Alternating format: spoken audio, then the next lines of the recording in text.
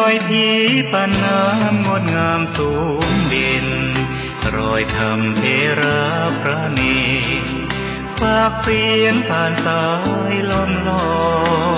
ยเชิญชวนศรัทธาร่วมบูรณาวัดป่าดงดอยยอดภู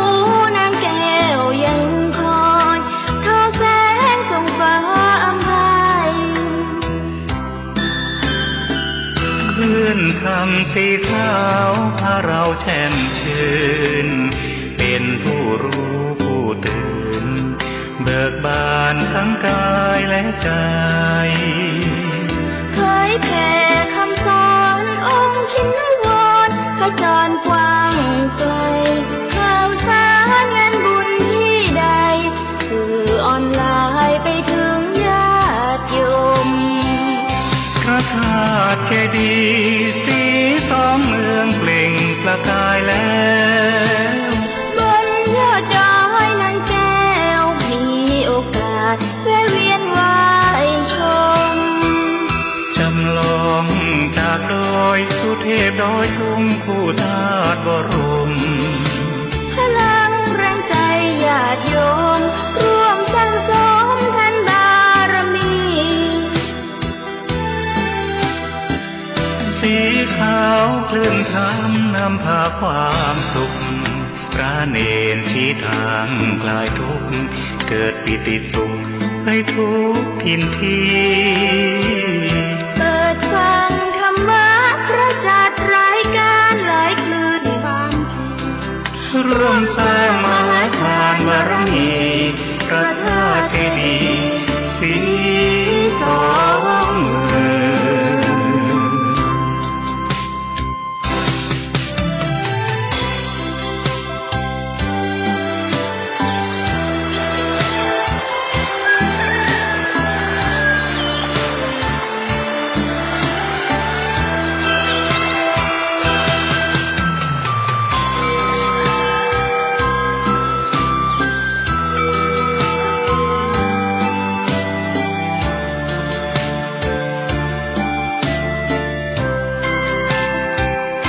พระธาตุเจดีย์สีสองเมืองเปล่งประกายแล้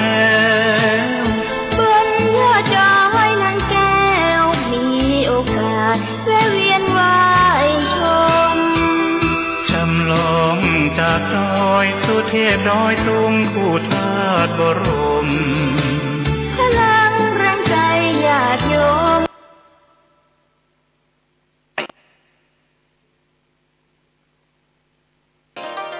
คลื่นพัฒนาคุณภาพชีวิต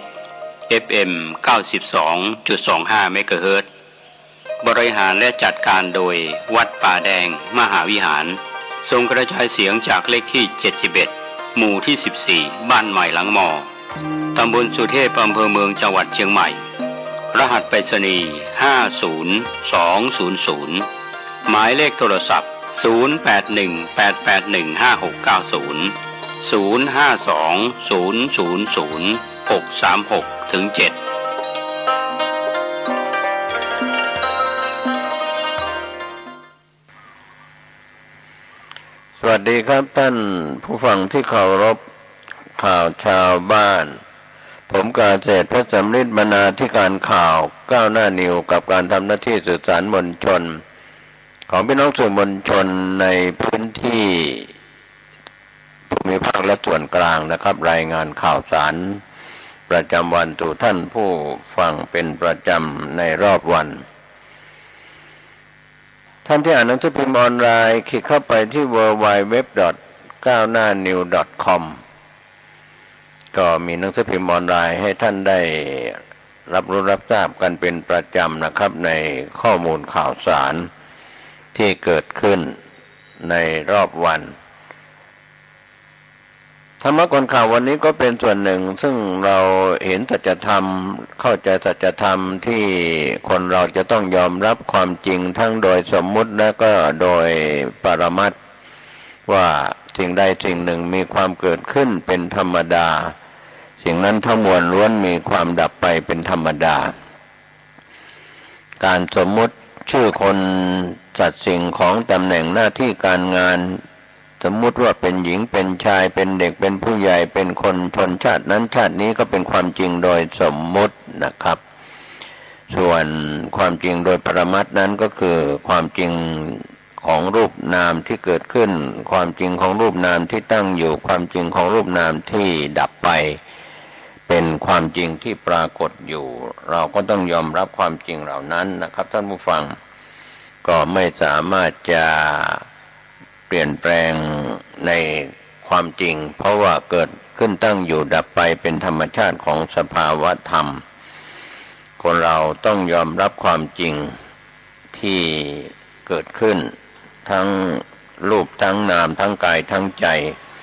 เราก็จะเข้าใจว่าความจริงนั้นปรากฏชัดเจนกับทุกรูปทุกนามอยู่แล้วข่าวแรกวันนี้ก็เป็นส่วนหนึ่งนะครับที่เราได้ติดตามข่าวในแวดวงการศึกษาของไทยก้าวกระโดดโดยทางเดลินิวออนไลน์ได้รายงานว่าเป็นมหาวิทยาลัยแห่งแรกก็คือมหาวิทยาลัยกรุงเทพเปิดให้เรียนรู้จากอาจารย์ที่ดีที่สุดก็เป็น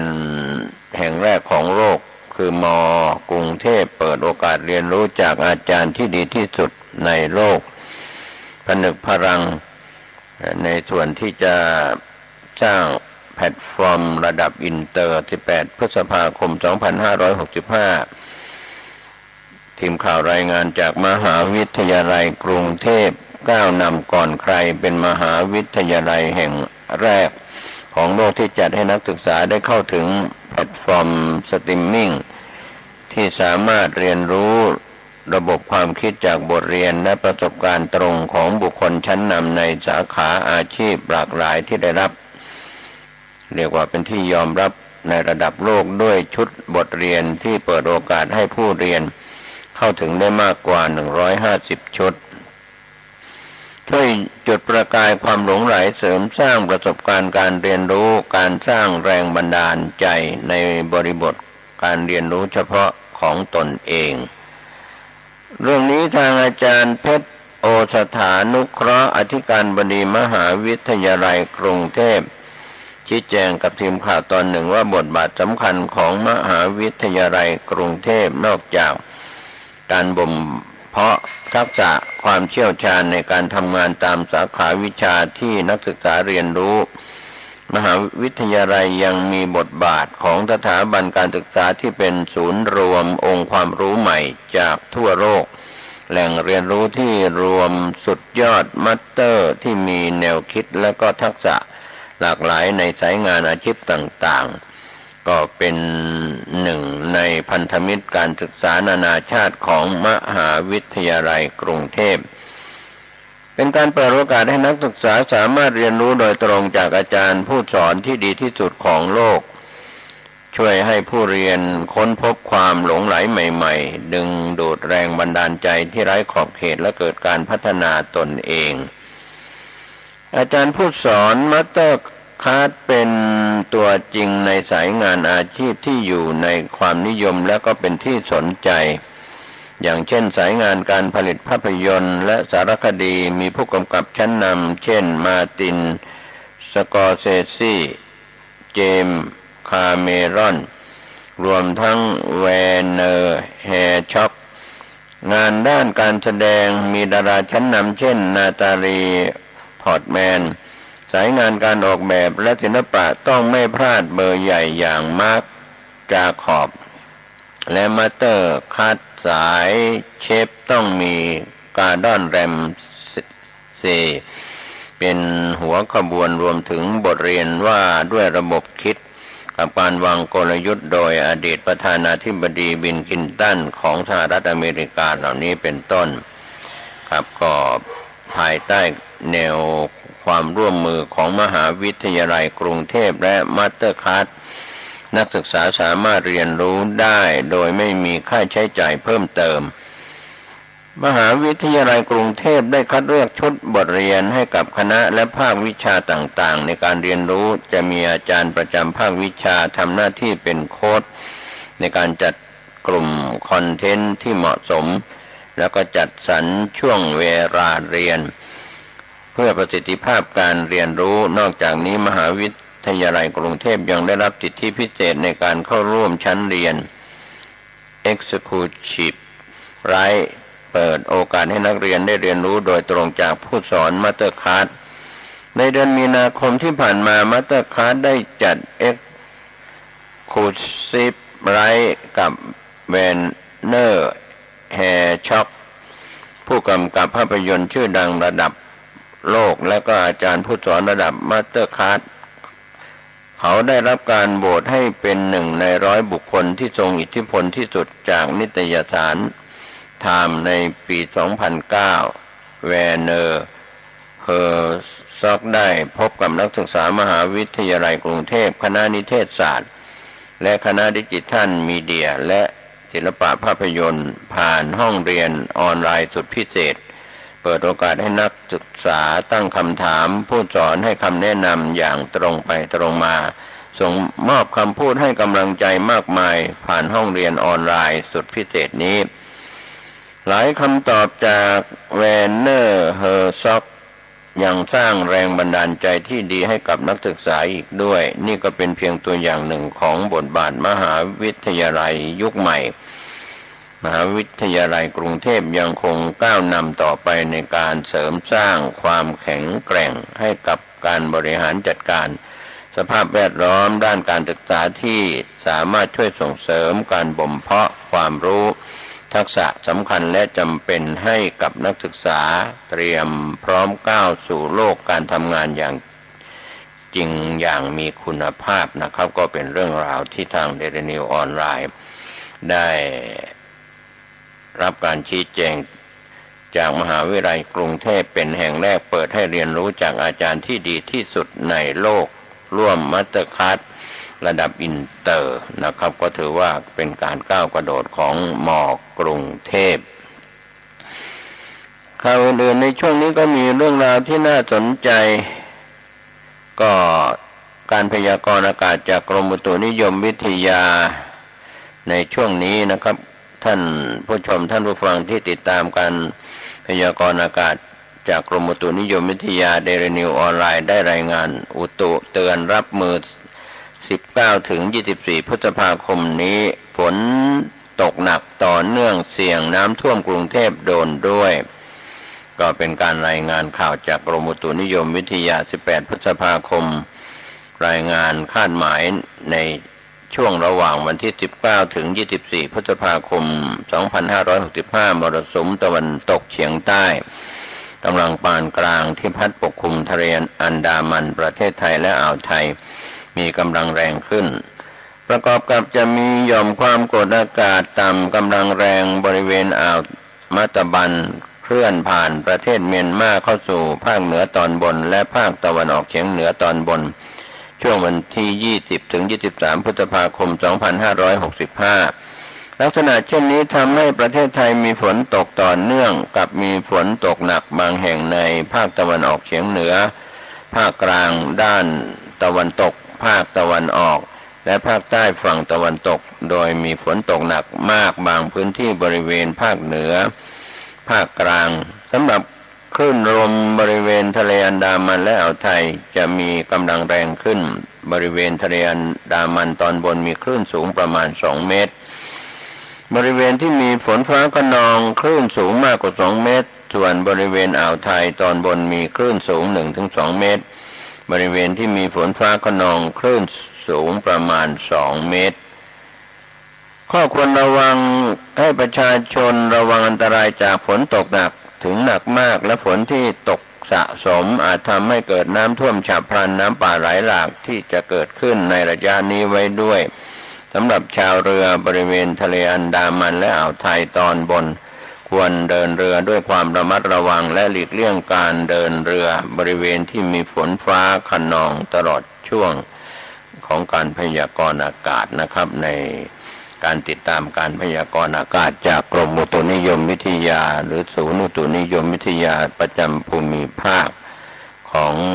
แต่ละภูมิภาคนะครับก็เป็นเรื่องของดินฟ้าอากาศในช่วงนี้ท่านเดินทางขึ้นเหนือร่องใต้ขับรถด้วยความระมัดระวังฝนตกถนนลื่น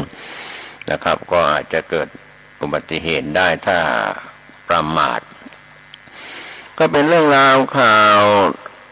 ของราคาน้ำมันเงินเฟ้อฉุดดัชนีเชื่อมั่นนะครับในเดือนเมษายนสุดรอบ5 เดือนหนุนรัฐตรึงดีเซลนะครับก็เป็นเรื่องราวข่าวที่เกี่ยวข้องที่ทางทีมข่าวได้รับรายงานกันเข้ามานะครับในเรื่องราวเหล่านี้ก็เป็นเรื่องราวการติดตามข่าวคืบหน้าของผู้จัดการออนไลน์รายงานข่าวราคาน้ำมันเงินเฟ้อฉุดดัชนีเชื่อมั่นนะครับเมษายนนั้นถือว่าต่ำสุดในรอบ5 เดือนหนุนรัฐตรึงดีเซลในเรื่องราวข่าวคืบหน้าสอทเผยดัชนีความเชื่อมั่นภาคอุตสาหกรรมเดือนเมษายนที่ผ่านมาอยู่ระดับ 86.2 ต่ำสุดในรอบ5 เดือนจากความกังวลต้นทุนเพิ่มขึ้นราคาค่าพลังงานขนส่งกำลังซื้อชะลอจากปัญหาเงินเฟ้อและหนี้ครัวเรือนก็ชมรัฐหั่นภาษีดีเซล5 บาทต่อลิตรหนุนพลังงานตรึงดีเซล32 บาทต่อลิตรได้ดีที่สุดห่วง SME ไปต่อยากนายเกรียงไกรเทียนนุกูลประธานสภาอุตสาหกรรมแห่งประเทศไทยสอทได้ชี้แจงกับทีมข่าวผลการสำรวจดัชนีความเชื่อมั่นภาคอุตสาหกรรมในเดือนเมษายนที่ผ่านมาอยู่ที่ระดับ 86.2 ปรับตัวลดลงจากระดับ 89.2 ในเดือนมีนาคมเป็นค่าดัชนีต่ำสุดในรอบ5 เดือนนับตั้งแต่ธันวาคม 2564 โดยองค์ประกอบดัชนีปรับตัวลดลงทุกองค์ประกอบได้แก่คำสั่งซื้อโดยรวมยอดขายโดยรวมปริมาณการผลิตต้นทุนประกอบการผลประกอบการโดยปัจจัยที่ส่งผลลบต่อความเชื่อมั่นของผู้ประกอบการภาคอุตสาหกรรมก็ได้แก่ความกังวลเกี่ยวกับต้นทุนการผลิตที่ปรับตัวสูงขึ้นทั้งจากราคาวัตถุดิบราคาพลังงานรวมถึงค่าขนส่งขณะที่กำลังซื้อในประเทศชะลอตัวจากปัญหาเงินเฟ้อและหนี้ครัวเรือนส่งผลให้ประชาชนระมัดระวังในการใช้จ่ายและอุปสงค์ในประเทศชะลอตัวลงนอกจากนี้วันหยุดในช่วงเทศกาลสงกรานต์ที่ผ่านมาทำให้เกิดการผลิตลดลงขณะที่ภาคส่งออกสถานการณ์ความขัดแย้งระหว่างรัสเซียถึงยูเครนจะมีความรุนแรงขึ้นก็ส่งผลกระทบต่อเศรษฐกิจการค้าโลกรวมทั้งกระทบต่อราคาสินค้านำเข้าประเภทวัตถุดิบอาหารสัตว์ปุ๋ยเคมีสินค้ากลุ่มโลหะอย่างไรก็ตามปัญหาขาดแคลนตู้คอนเทนเนอร์ที่ยังไม่คลี่คลายและบนเรือไม่เพียงพอต่อความต้องการส่งออกสินค้ารวมทั้งล่าช้าของเรือขนส่งยังเป็นปัจจัยกดดันต่อภาคการส่งออกอีกทั้งปัจจัยค่าเงินบาทที่อ่อนค่าสุดรอบ5 ปีแม้จะช่วยเพิ่มความสามารถในการแข่งขันให้ผู้ส่งออกก็ตามแต่สิ่งที่น่ากังวลก็คือเงินบาทที่อ่อนจะส่งผลให้ต้นทุนการนำเข้าสินค้าและวัตถุดิบต่างๆโดยเฉพาะสินค้าน้ำมันที่เพิ่มสูงขึ้นจนอาจยิ่งเร่งให้เงินเฟ้อปรับตัวสูงขึ้นอีกดัชนีคาดการณ์3 เดือนข้างหน้าอยู่ที่ระดับ 95.9 ปรับตัวลดลงจาก 99.6 ในเดือนมีนาคมเนื่องจากผู้ประกอบการมีความกังวลเกี่ยวกับราคาน้ำมันดีเซลที่ปรับตัวสูงขึ้นภายหลังจากภาครัฐลดการอุดหนุนราคาโดยจะปรับขึ้นแบบขั้นบันไดจนถึง35 บาทต่อลิตรอย่างไรก็ตามการยกเลิกระบบเทสแอนด์โกเพื่อเปิดประเทศเต็มรูปแบบในวันที่1 พฤษภาคม 2565 ที่ผ่านมาสนับสนุนให้นักท่องเที่ยวต่างชาติเดินทางเข้าประเทศมากขึ้นช่วยกระตุ้นเศรษฐกิจในประเทศในระยะต่อไปก็เป็นข้อชี้แจงจากผู้เกี่ยวข้องก็คือนายเกรียงไกรเทียนนุกูลประธานสภาอุตสาหกรรมแห่งประเทศไทยชี้แจงกับทีมข่าวผู้จัดการออนไลน์ก็ขอบคุณภาพข่าวที่ได้รับรายงานกันเข้ามานะครับก็เป็นเรื่องราวของนักเศรษฐศาสตร์ ได้รายงานข่าวเรื่องของเศรษฐกิจเกี่ยวกับราคาน้ำมันเงินเฟ้อจุดดัชนีเชื่อมั่นภาคอุตสาหกรรมเดือนเมษายนที่ผ่านมาด้วยนะครับส่งผลกระทบก็เป็นเรื่องราวเรื่องของสิ่งที่เราจะทำความเข้าใจข่าวอื่นๆในช่วงนี้ก็คงมีเรื่องราวที่น่าสนใจนะครับที่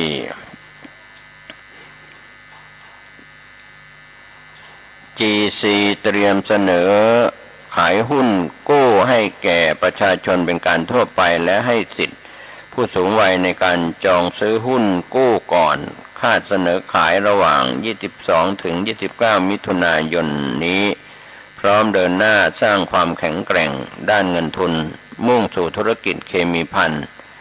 มูลค่าสูงนะครับก็เป็นส่วนข่าวธุรกิจที่น่าสนใจนะครับก็เป็นเรื่องราวที่ทางทีมข่าวส่วนกลางจากไทยโพสต์ออนไลน์ได้รายงานข่าวนี้ว่า GC เตรียมเสนอขายหุ้นกู้ให้แก่ประชาชนเป็นการทั่วไปและก็สิทธิผู้สูงวัยในการจองซื้อหุ้นกู้ก่อนคาดเสนอขายระหว่าง22ถึง29มิถุนายนที่จะถึงนี้ก็เดินหน้าสร้างความแข็งแกร่งเงินทุนมุ่งสู่ธุรกิจเคมีภัณฑ์ที่มีมูลค่าสูงครับก็เป็นหัวข้อข่าวที่ทางทีมข่าวเราได้รับรายงานกันเข้ามานะครับก็เป็นการติดตามข้อมูล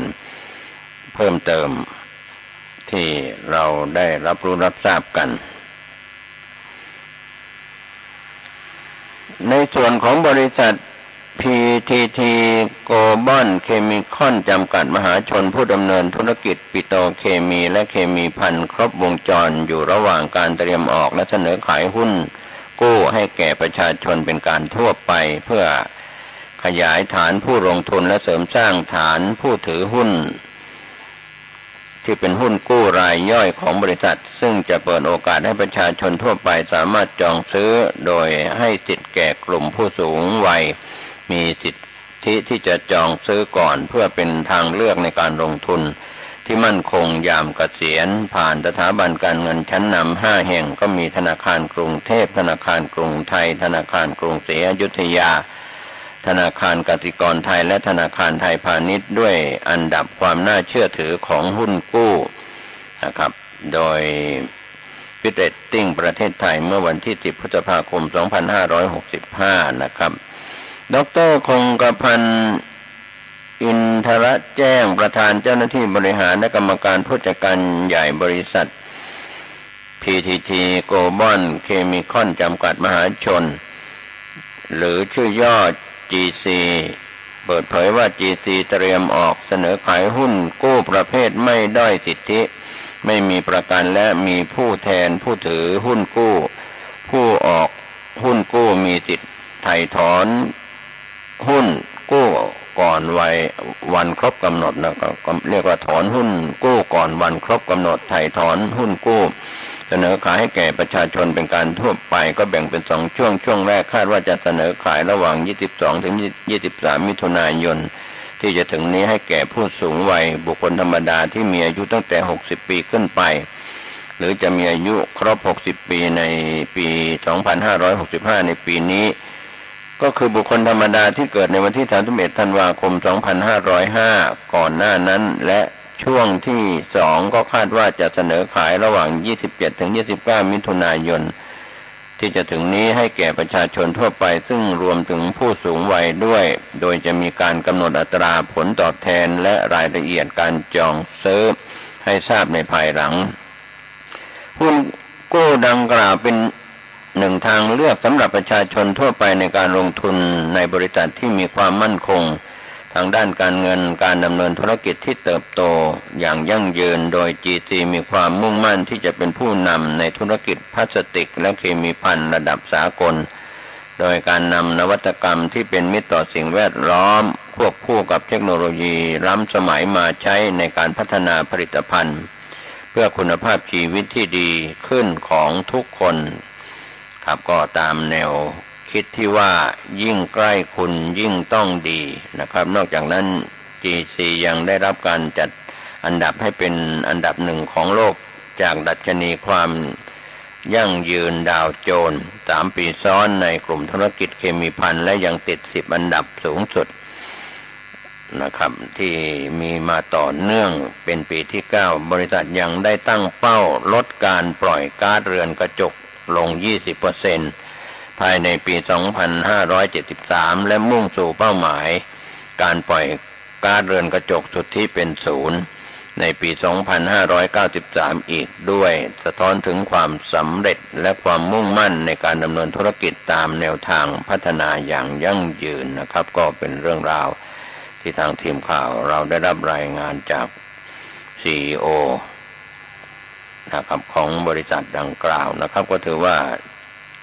GC เตรียมเสนอขายหุ้นกู้ให้กับประชาชนเป็นการทั่วไปให้ติดกับผู้สูงวัยจองซื้อหุ้นกู้ก่อนนะครับก็เป็นเรื่องราวข่าวที่เกี่ยวข้องกับหุ้นนะครับก็เป็นส่วนที่ใครที่เล่นหุ้นก็คงจะได้ติดตามข่าวนี้กันอย่างต่อเนื่องในส่วนข่าวอื่นๆในช่วงนี้ก็มีเรื่องของข่าวที่น่าสนใจเป็นข่าวจากโรงพยาบาลที่ทีมข่าวได้รับรายงานกันเข้ามานะครับมีเรื่องราวที่เกี่ยวข้องนะครับผู้จัดการออนไลน์ได้รายงานว่ามีการมอบรถเอ็กซเรย์และตรวจสุขภาพเคลื่อนที่ครบวงจรให้กับโรงพยาบาลสงขลานครินทร์18 พฤษภาคม 2565 ผู้จัดการออนไลน์ได้รายงานสถานการณ์โรคโควิด -19 ที่ยังคงแพร่ระบาดจนถึงวันที่ 17 พฤษภาคม 2565 บริษัท TPI โพลินพาวเวอร์จำกัดมหาชนขอเป็นส่วนหนึ่งที่จะร่วมส่งความห่วงใยให้กับพี่น้องในพื้นที่ที่สามารถเข้าถึงระบบสาธารณสุขได้อย่างทั่วถึงด้วยการมอบรถเอ็กซเรย์และตรวจสุขภาพเคลื่อนที่ครบวงจรมูลค่า9 ล้านบาทส่งมอบณอาคาร TPI Tower ก็มีคุณประชัยเหลี่ยวไพรัตน์ประธานกรรมการคุณอรพินเหลี่ยวไพรัตน์รองประธานกรรมการบริษัท TPI โพลินพาวเวอร์จำกัดมหาชนและคุณประทีปเหลี่ยวไพรัตน์กรรมการผู้จัดการใหญ่คุณพรพลสุวรรณมาศกรรมการบริษัท TPI โพลินจำกัดมหาชนพร้อมด้วยคณะผู้บริหารเป็นตัวแทนส่งมอบรถดังกล่าวให้กับรองศาสตราจารย์นายแพทย์เรืองศักดิ์ลีธนาพรคณบดีคณะแพทยศาสตร์และประธานมูลนิธิโรงพยาบาลสงขลานครินทร์พร้อมทั้งผู้ช่วยศาสตราจารย์นายแพทย์กิติพงษ์เรียบร้อยรองคณบดีฝ่ายโรงพยาบาลและผู้อำนวยการโรงพยาบาลสงขลานครินทร์และคณะเป็นตัวแทนรับมอบรถดังกล่าวเพื่อนำไปใช้งานในพื้นที่ทั้งนี้ในงานยังได้รับเกียรติจากคุณนิพนธ์บุญญามณีรัฐมนตรีช่วยว่าการกระทรวงมหาดไทยร่วมเป็นประธานในพิธีสำหรับรถเอ็กซเรย์และตรวจสุขภาพเคลื่อนที่ครบวงจรระบบปัญญาประดิษฐ์พร้อมคลาวด์เซอร์วิสมีการติดตั้งระบบการตรวจรักษาพยาบาลครบวงจรพร้อมอุปกรณ์สำหรับให้บริการด้านสาธารณสุขและป้องกันโรคนอกสถานที่พร้อมกับออกตรวจประชาชนในสถานที่ต่างๆมีระบบการตรวจรักษาพยาบาลการตรวจทางห้องปฏิบัติการและเอ็กซเรย์ที่สามารถเชื่อมต่อข้อมูลกับโรงพยาบาลสงขลานครินทร์ได้อย่างรวดเร็วก็เป็นการลดอัตราการให้บริการผู้ป่วยที่โรงพยาบาลสงขลานครินทร์และลดความเสี่ยงในกรณีผู้ป่วยเข้าข่ายเฝ้าระวังโรคโควิด -19 เข้ารับบริการอีกทั้งยังเพิ่มประสิทธิภาพสูงสุดในการปฏิบัติงานของบุคลากรทางการแพทย์ต่อไปนะครับขอขอบคุณข่าวภาพข่าวที่ทางทีมข่าว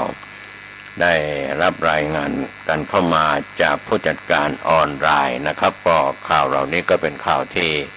บริการสังคมด้านสาธารณสุขและก็ช่วยเหลือประชาชนนะครับก็เป็นส่วนหนึ่งของข่าวชาวบ้านวันนี้ผมเกษตรพัฒน์บรรณาธิการข่าวก้าวหน้านิวก็ขอบคุณพี่น้องสื่อมวลชนทุกแขนงสาขาจากส่วนกลางและก็ส่วนภูมิภาคทั้งข่าวภายในประเทศและข่าวจากต่างประเทศท่านผู้ชมท่านผู้ฟังที่ติดตามข่าวสารหนังสือพิมพ์ออนไลน์คลิกเข้าไปที่ www.9hnanews.com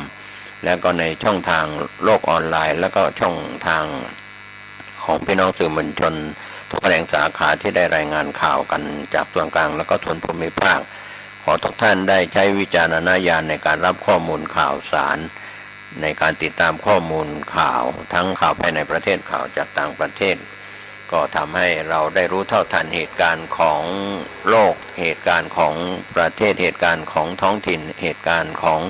แต่ละภูมิภาคของประเทศไทยและติดตามการพยากรณ์อากาศจากกรมอุตุนิยมวิทยาในช่วงนี้มีฝนตกชุกหนาแน่นในหลายพื้นที่เดินทางปลอดภัยขับรถด้วยความไม่ประมาทตะกันอีกแล้วพ่อแก้วแม่แก้วอันมีแก้วรัตนตรัยอยู่ในจิตในใจคนมีแก้วสามประการนี้อยู่ไหนไหนก็มีความสุขจะอยู่ในบ้านนอกบ้านจะยักการยักงานจะนั่งจะนอนจะยืนจะเดินก็มีความสุขเพราะย่อมเป็นพ่อแก้วแม่แก้วมีพระรัตนตรัยแก้วสามดวงอยู่ในจิตในใจวงเล็บใจเจ้าแก้วตอนแก้วแรงแก้วแก้วโจนแก้วจนแก้วแตกแล้วไม่ใจนะเอาละญาติโยมต่อไปนี้น้องเขาได้มาปะกันเป็นประจำทุกวันเวลาเดียวกันนี้และต่างสถานีวิทยุแห่งนี้แล้วเอาก็พระเจ้าแก้วสามประการเป็นสรณะที่พึ่งเมื่อ